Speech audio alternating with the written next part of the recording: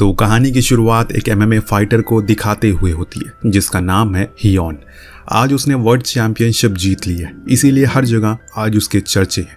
वो बहुत खुश है। तभी उसके पास उसकी माँ का कॉल आया, जिन्होंने उसे जल्दी घर आने को कहा क्योंकि वो उसकी इस खुशी को बांटना चाहती है। इसीलिए हियोन फौरन घर की ओर निकल गया। घर आने पर उसे चारों तरफ अंधेरा दिखा। टेबल पर खाना भी रखा है। उसे लगा कि शायद ये कोई सरप्राइज होगा उसकी बहन का, इसीलिए वो अपने सामानों को रखकर किचन में पानी लेने के लिए चला गया। परंतु जब उसने बोतल उठाई उसे अपने हाथ पर कुछ गीला गीला महसूस हुआ। देखने पर पता चला ये तो खून है। तभी उसकी नज़र नीचे पड़ी अपनी बहन पर, जो अपनी आखिरी सांसें गिन रही है।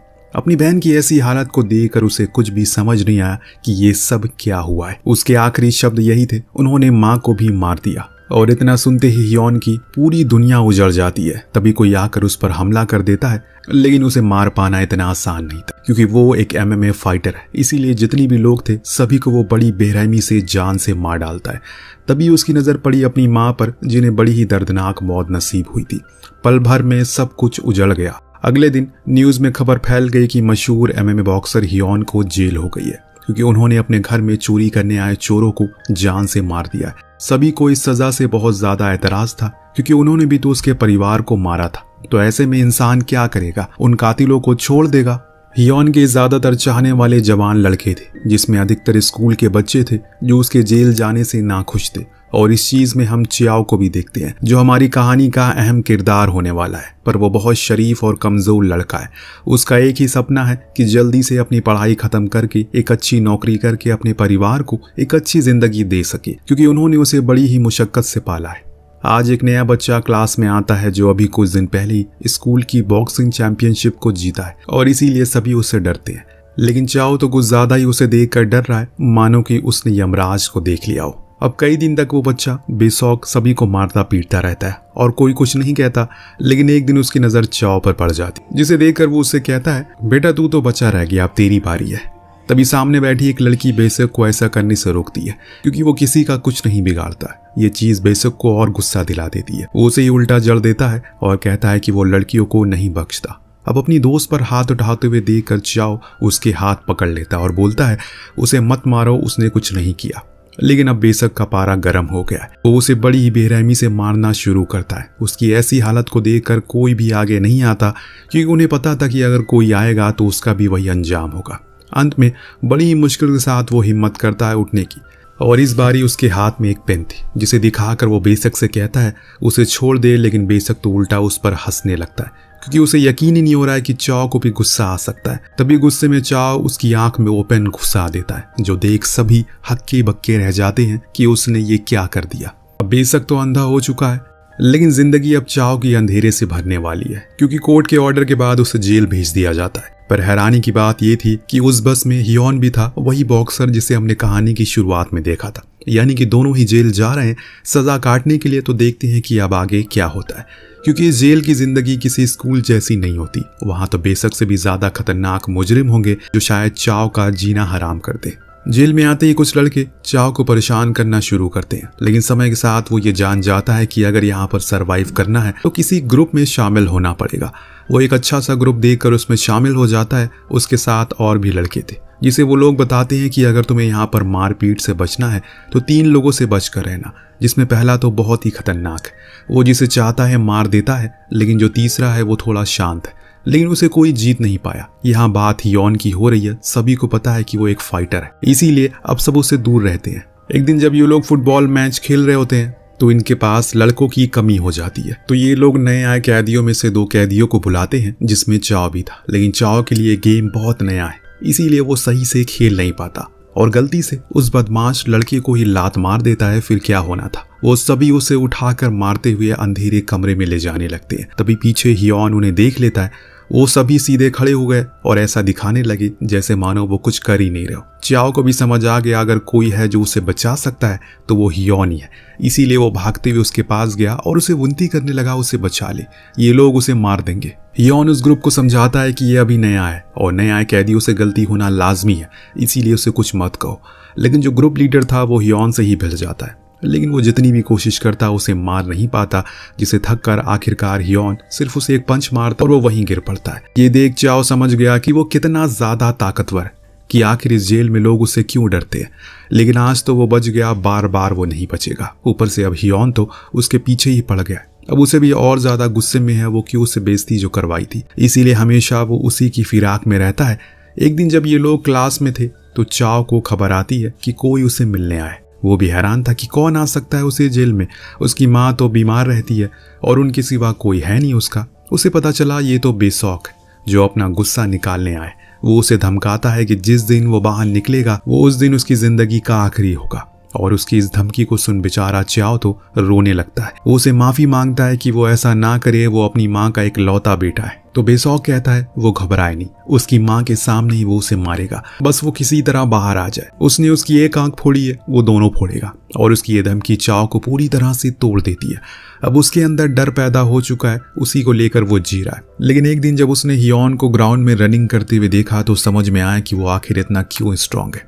उसे भी प्रैक्टिस करनी होगी, रनिंग करनी होगी, तब जाकर वो भी मजबूत बनेगा। और इसीलिए अगले दिन वो भी ग्राउंड में पहुंचता है जिस समय हियोन वहां पहले से मौजूद था।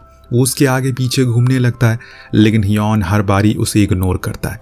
परंतु चाओ को यह करना ही था क्योंकि बाहर इसकी मौत इंतजार कर रही है। अगर वो उसे ट्रेनिंग नहीं लेगा तो बेसाक उसे मार कर खत्म कर देगा।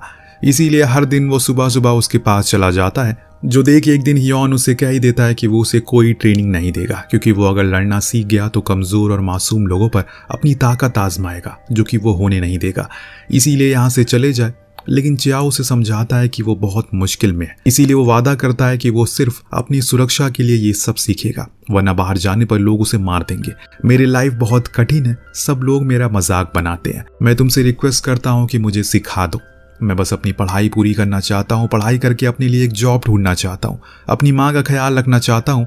लेकिन हर तरफ मेरे ऊपर अत्याचार होता है, मुझे जलील किया जाता है। मैंने अपनी 17 साल की जिंदगी में हर दिन दर्द सहा है, लेकिन अब मैं ऐसे जीना नहीं चाहता हूँ। मुझे खुद के पैरों पर खड़ा होना है ताकि मैं खुद की रक्षा कर सकूं। ये सब बताते हुए वो रोने लगता है, जो देख हियोन कहता है कि मैं इस ग्राउंड में 100 चक्कर 30 मिनट में लगाता हूँ। अगर तुम भी ऐसा कर दोगे तो मैं तुम्हें कल से ट्रेन करना शुरू करूंगा। चाओ समझ गए उसे क्या करना है। वो भागना शुरू करता है। हालांकि वो तेज तो नहीं भाग रहा था, लेकिन खुद को धीरे भी नहीं कर रहा था। उसका हर एक कदम उसे अपने अतीत की झलकियां दिखा रहा है, कैसे स्कूल में बेशौक और उसके लोग साथ वाले हर दिन उसके साथ अत्याचार करते थे, कैसे हर दिन उसे मारा जाता था, लड़कियों के सामने बेशर्मी से खड़ा किया जाता था। कई बार तो उसने खुद को मारने की भी कोशिश की, लेकिन हर बारी अपनी माँ का सोचकर वो रुक जाता है। उसकी माँ के सिवा इस दुनिया में कोई नहीं है, यही चीज उसके कदम को रोक नहीं रही थी।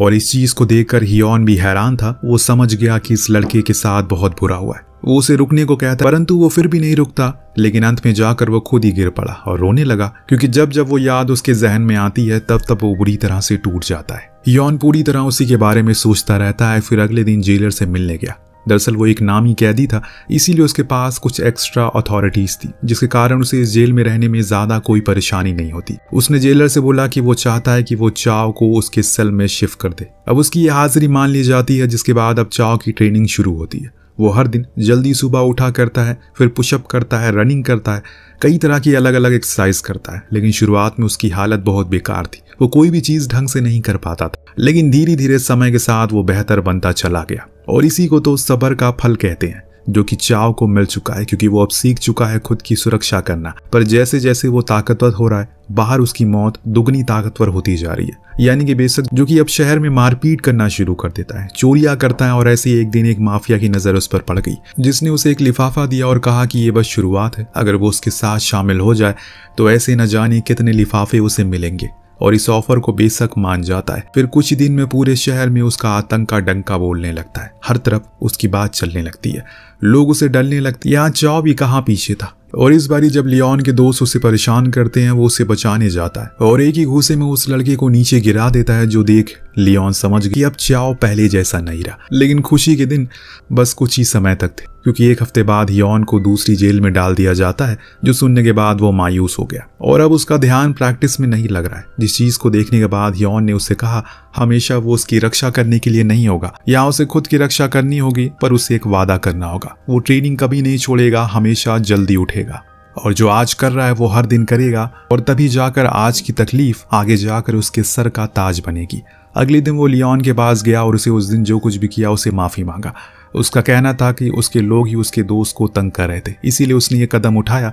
लियोन तो उसे मारने के मूड में था, इसीलिए वो उसे बुरी तरह पीटता है। ज्यादा वजन होने के कारण उस पर काबू पाना चाओ के लिए आसान नहीं था। लेकिन एक समय आता है जब लियोन कांपने लगता है और चाओ अपनी एनर्जी का इस्तेमाल करता है और उसी खून से लथपथ हालत में उस पर भूखे भेड़िए की तरह टूट पड़ता है।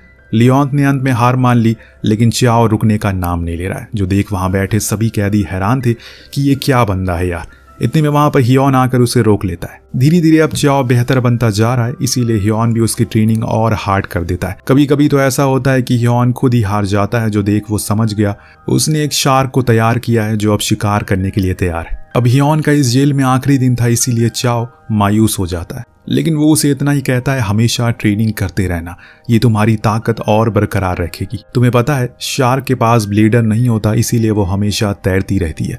अगर कहीं वो रुक जाए तो वो डूब जाएगी। चाओ ने उसके शब्द इसी घाट की तरह बांध लिए और हमेशा खुद के साथ रखने का निर्णय भी किया। हियोन अब चला जाता है, लेकिन उसके जाने के बाद दूसरा बदमाश है हैन। वो चाओ को चैलेंज करता है, अगर उसके अंदर हिम्मत है उसे लड़कर दिखा। अगर वो जीत गया तो ये सारे काम वो छोड़ देगा, लेकिन अगर वो हार गया तो उसे हमेशा उसके सामने झुक कर रहना पड़ेगा।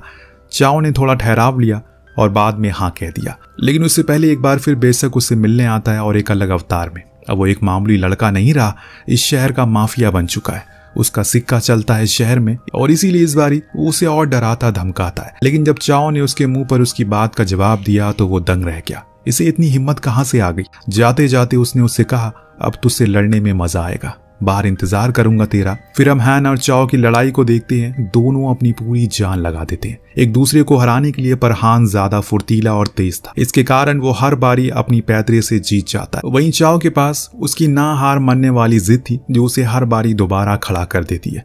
उसकी ना हार मानने वाली चीज को देखकर वहां बैठे सभी लोग हक्के बक्के थे।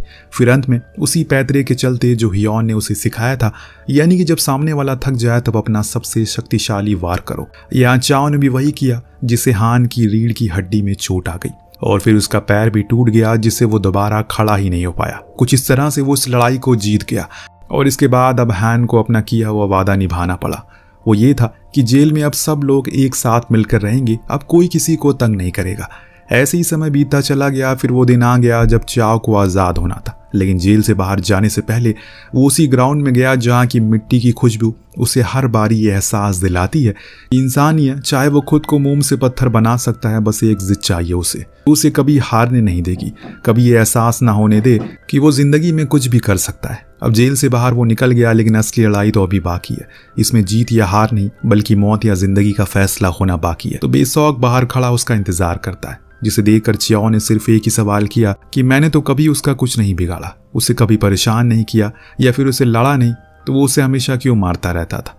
जिसके जवाब में उसने कहा क्योंकि वो लाचार और कमजोर था और ऐसे लोगों पर अपना रौब जमाना मुझे अच्छा लगता है। इतना कहकर ही दोनों में लड़ाई शुरू हो जाती है। दोनों में बराबर की टक्कर थी, लेकिन एक वक्त आता है जब बेशौक उस पर हावी होने लगता है। क्योंकि वो गैंगस्टर है, उसके हाथ ज्यादा मजबूत है, वो उसे लहूलुहान कर देता है। पर लेकिन चाओ ने भी इस देश के सबसे यंगेस्ट MMA चैंपियन से ट्रेनिंग ली है, इसीलिए वो हार नहीं मानता और हियोन की सिखाए हुए एक खास पंच को उस पर लगातार मारता रहता है। अपनी हार को देखकर बेशौक गुस्से में आ जाता है। इसके कारण वो उल्टे सीधे पंच मारने लगता है, जिससे उसकी एनर्जी कम हो गई और इसी का फायदा चाओ ने उठा लिया। वो उसे खूब मारता है, लेकिन अंत में जीने लायक छोड़ दिया। इस चीज के बाद चाओ हियोन से मिलने जेल में जाता है। दोनों बहुत बातें करते हैं। फिर अंत में चाओ से पूछता है कि उन्होंने ऐसा क्यों कि शार्क एक जगह नहीं रुक सकती वरना वो डूब जाएगी। लेकिन कल वो एक एक्वेरियम में गया जहाँ एक शार्क काफी देर तक एक ही जगह पर रुकी रही, लेकिन फिर भी उसे कुछ नहीं हुआ। उसने कहा कि मेरा मतलब पानी वाली शार्क से नहीं था, बल्कि जमीन पर रहने वाली शार्क से जो मेरे सामने बैठी है। अब ये सुन दोनों ही हंसने लगते हैं और कहानी इसी दृश्य के साथ खत्म हो जाती है। आपको कहानी कैसी लगी हमें कमेंट करके जरूर बताएगा। मिलते हैं अगले वीडियो में। Thank you so much watching. Peace out.